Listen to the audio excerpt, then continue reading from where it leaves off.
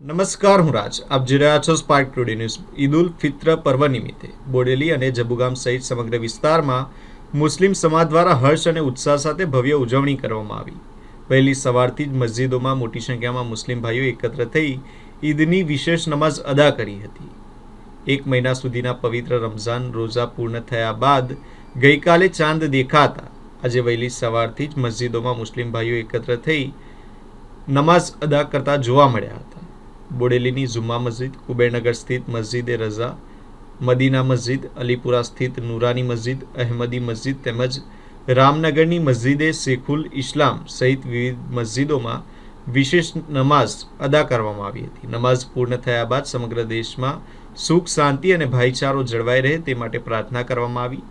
નમાઝ બાદ મુસ્લિમ ભાઈઓએ એકબીજાને ગળે મળી ઈદ મુબારક કહીને શુભેચ્છાઓ પાઠવી હતી. अस्सलाम वालेकुम वरहमतुल्लाहि वबरकातुहू।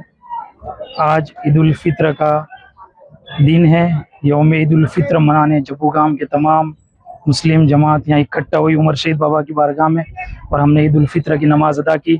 माशाअल्लाह, नमाज के बाद पूरे हिंदुस्तान के पूरे मुल्क के लिए अमन और शांति की दुआ भी करने में आई और हम तमाम मुसलमान भाइयों हिंदू मुस्लिम ने मिलकर मौला एक दूसरे को ईद की मुबारकबादी भी दी और सबने एक दूसरे से मुसाफा करके ईद का ये त्यौहार मनाया है। और हम मेरे तरफ से भी और तमाम जबू गांव वालों की तरफ से भी आप सबको ईद उल फित्र की खूब खूब मुबारकबाद।